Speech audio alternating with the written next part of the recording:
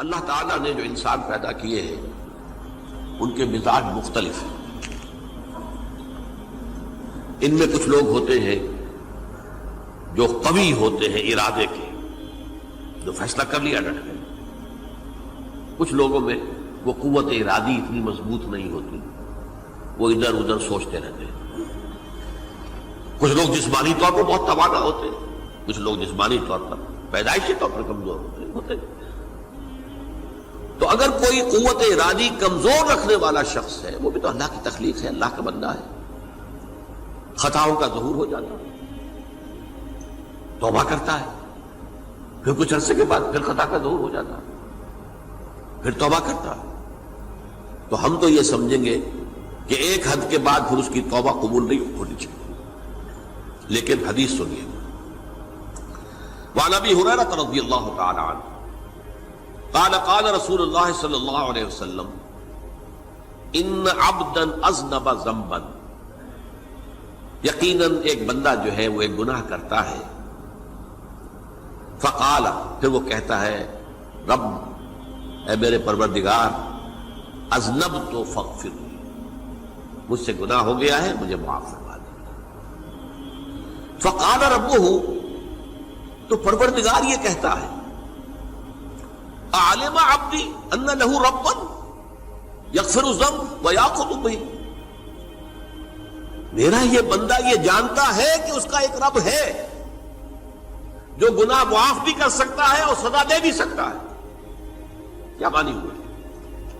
گناہ اس نے کیا ہے لیکن جانتا ہے اللہ کو کہ وہ معاف بھی فرما سکتا ہے، تبھی تو وہ اللہ سے معافی کی درخواست کر رہا ہے. اس کے اس جاننے کی بنیاد پر، اس کے اس علم کی بنیاد پر، اس کے اس ایمان کی بنیاد پر فرمایا غفرت لعبدی، میں نے اپنے بندے کو معاف کر دیا. ثم مکث ما شاء اللہ، پھر وقت گزرا جتنا کہ اللہ نے چاہا. ثم اذنب ذنبا، پھر اس سے گناہ ہو گیا. فقال رب اذنبت ذنبا فاغفر، پھر کہتا ہے پروردگار مجھ سے گناہ ہو گیا، پھر مجھے معاف فرما دے. فقال ربہ، اللہ فرماتا ہے عالم عبدی ان لہ ربا یغفر الذنب ویأخذ بہ، میرا بندہ ہے نا جو جانتا ہے کہ اس کا ایک رب ہے، ایمان باللہ اس کے اندر ہے، تبھی تو پکار رہا ہے. اور یہ بھی جانتا ہے کہ وہ گناہ معاف بھی کر سکتا ہے اور چاہے تو پکڑ بھی سکتا ہے، سزا بھی دے سکتا ہے. تو فرمایا، اللہ تعالیٰ فرماتے ہیں میں نے فرمایا کہ میں نے معاف کر دیا. ثم مکث ما شاء اللہ، پھر ایک عرصہ گزرا اس کے بعد. ثم اذنب ذنبا، پھر اس نے گناہ کیا. قال رب اذنبت ذنبا آخر، اس نے کہا پروردگار میں نے تو پھر ایک اور گناہ کر دیا، فاغفر لی، مجھے بخش دے. فقال اعلم عبدی ان لہ ربا یغفر الذنب ویأخذ بہ، میرا بندہ جانتا ہے نا کہ اس کا ایک رب ہے جسے وہ پکار رہا ہے، کہ وہ جانتا ہے کہ اسے اختیار حاصل ہے کہ چاہے تو بخش دے اور چاہے تو پکڑ لے. اس کے اس علم، اس ایمان کی بنیاد پر میں نے اسے معاف کر دیا. ایک اور حدیث، میں نے چونکہ اس گفتگو کے لیے ان احادیث کا تفحص کیا ہے، یہ تو بہت ہیں حدیثیں، میں نے ان میں سے کچھ چنی ہیں. ہمارے بعض واعظ ناصح وہ بھی کسی شخص کو روکتے رہے، برائیوں سے روکتے رہے، نہیں رکتا تو کہیں غصے میں آ کے اللہ تجھے کبھی معاف نہیں کرے گا. یہ کتنا بڑا جرم ہے، اس کا اندازہ کیجئے اس حدیث سے. تم میرے بندے کو میری رحمت سے مایوس کر رہے ہیں، کتنا بڑا جرم ہے، اس کا اندازہ کیجئے.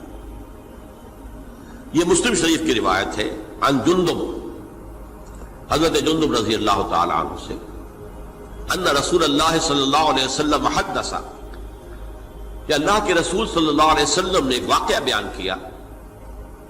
ان رجلا قال، کہ ایک شخص نے یہ کہا واللہ لا یغفر اللہ لفلان، کہ خدا کی قسم اللہ تعالیٰ فلاں شخص کو کبھی معاف نہیں کرے گا. وَأَنَّ اللَّهَ تَعَالَى قَالَ، اس پر اللہ تعالیٰ نے یہ فرمایا منزل نزیت اللہ علیہ، یہ کون ہے جو میرے اوپر حکومت کرنے والا آ گیا، جو میری طرف سے حکم لگا رہا کہ میں کبھی معاف نہیں کروں گا؟ منزل نزی، کون ہے وہ شخص؟ الذی اللہ علیہ انی لا اغفر لفلان، کہ میں فلاں شخص کو کبھی معاف نہیں کروں گا، قد غفرت لفلان، اس کو تو میں نے معاف کر دیا، واحبطت عملہ، اس شخص کے تمام اعمال میں نے ضائع کر دیے کہ تم نے میرے بندے کو مایوس کیا۔ یہ ہے جرم کی انکار۔ تو توبہ کی دعوت دیتے رہو، توبہ کے لیے لوگوں کو آمادہ کرتے رہو، توبہ جو ہے اس کے لیے ترغیب دیتے رہو، اللہ تعالیٰ معاف فرمانے والا۔ اب آخری حدیث سنا رہا ہوں، یہ تو بہت ہی عجیب حدیث ہے اور متفق علیہ، یہ بخاری اور مسلم دونوں میں۔ حضرت ابو سعید الخدری رضی اللہ تعالی عنہ جو ہے وہ اس کے راوی ہیں۔ حضور نے فرمایا کانا فی من کانا قبلکم رجل قتل 99 نفسا، تم سے پہلے جو امت تھی بنی اسرائیل، گویا کہ ان کا ذکر ہے، اس میں ایک آدمی ایسا تھا جس نے 99 قتل کیے تھے۔ اب آپ اندازہ کیجئے کتنا بڑا گناہ کبیرہ ہے قتل۔ قرآن مجید میں آتا ہے وَكَأَنَّمَا قَتَلَ النَّاسَ جَمِيعًا، اگر ایک انسان کو بھی ناحق قتل کر دیا گیا تو یہ ایسی ہے گویا کہ اس نے پوری نوع انسانی کو قتل کر دیا، اس نے 99 قتل کیے۔ فَهَلْ لَهُ مِن تَوْبَةٍ، پھر اس کے بعد یہ ہوا کہ اس کے اندر توبہ کا جذبہ پیدا ہوا۔ فَسَأَلَ عَنْ أَعْلَمِ أَهْلِ الْأَرْضِ، تو اس نے پھر سوال کیا، لوگوں سے پوچھا کہ زمین میں رہنے والوں میں کون سب سے بڑا عالم ہے؟ فَدُلَّ عَلَى رَاهِبٍ، تو اسے بتایا گیا فلاں راہب فلاں جگہ پر ہے، وہ بہت نیک ہے، بڑا عالم ہے۔ فَأَتَاهُ، وہ اس کے پاس آیا، فَقَالَ أَنَّهُ قَتَلَ 99 نَفْسًا فَهَلْ لَهُ مِن تَوْبَةٍ، انہوں نے کہا دیکھیے راہب صاحب، میں نے 99 انسان قتل کیے، اب مجھے یہ بتائیے کہ میرے لیے توبہ کا کوئی امکان ہے؟ فقال لا، اس نے کہا نہیں۔ فقتلہ، اس نے اس کو بھی قتل کر دیا۔ فکمل بہ 100، اپنی سینچری مکمل کر لی، مطلب 99 کے بعد ایک کی کسر تھی، اس کو بھی قتل کیا، 100 پورے کر لیا۔ ثم سأل عن عالم اہل الارض، پھر اس نے پوچھا کوئی اور کوئی بڑے عالم انسان ہو۔ فدل علی رجل عالم، پھر اس کی رہنمائی کی گئی ایک بڑے عالم شخص کی طرف۔ فقال انه قتل 100 نفس، تو اس نے وہاں جا کر کہا کہ میں 100 انسان ہلاک کر چکا ہوں، قتل کر چکا ہوں۔ فهل له من توبہ، میرے لیے توبہ کا کوئی امکان ہے؟ فقال نعم، کہا کیوں نہیں، 100 قتل کیے تب بھی کیا ہے، توبہ کا راستہ دروازہ کھلا ہوا، ما لم یغرغر، جب تک کہ وہ گھنگرو نہیں بج رہا اس وقت تک تمہارے توبہ کا دروازہ کھلا ہوا ہے۔ فرمایا نعم، ومن یحول بینہ وبین التوبہ، تمہاری توبہ کے درمیان اور تمہارے درمیان کون حائل ہو سکتا ہے، توبہ کا دروازہ کھلا ہے۔ لیکن ساتھ ہی کہا انطلق الی ارض کذا و کذا، اب تم ایسے کرو جہاں تم رہتے ہو وہاں نہ جاؤ واپس، وہاں کا ماحول اچھا نہیں ہے، معاشرہ اچھا نہیں ہے، ہو سکتا ہے کہ تم توبہ پر قائم نہ رہ سکو، تم فلاں جگہ چلے جاؤ، وہاں اچھے لوگ آباد ہیں، ان میں جا کر رہو۔ فإن بها أناسا يعبدون اللہ تعالی، وہاں ایسے لوگ آباد ہیں جو اللہ کی بندگی کرتے ہیں۔ فاعبد اللہ معهم، تو تم ان کے ساتھ مل کر اللہ کی بندگی اور پرستش کرو۔ ولا ترجع الى ارضک، اپنی زمین کی طرف اپنے وطن میں واپس مت جاؤ۔ فإنها ارض سوء، وہ بری جگہ ہے۔ فانطلقا، تو وہ چل پڑا، ہجرت کر رہا ہے، اس جگہ جا رہا ہے جہاں کا راہب نے بتایا تھا۔ حتی اذا نصف الطریق، جب آدھا راستہ اس نے پورا کر لیا، اتاہ الموت، موت آ گئی۔ فاختصمت فیہ ملائکۃ الرحمت و ملائکۃ العذاب، اب وہ جہنم کے فرشتے بھی آ گئے اس کی جان قبض کرنے کو، اور جنت کے بھی آ گئے۔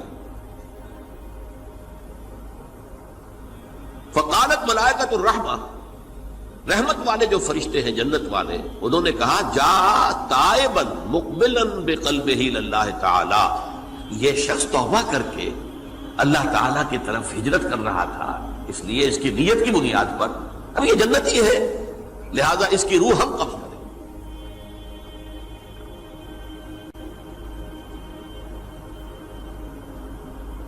وقالت الملائکۃ العذاب، اور وہ جو عذاب والے فرشتے ہیں وہ کہیں گے انہ لم یعمل خیرا قط، تو نے توبہ کے بعد کوئی نیک عمل تو کیا ہی نہیں، تو کس بنیاد پر اس کو تم جنت میں لے جاؤ گے؟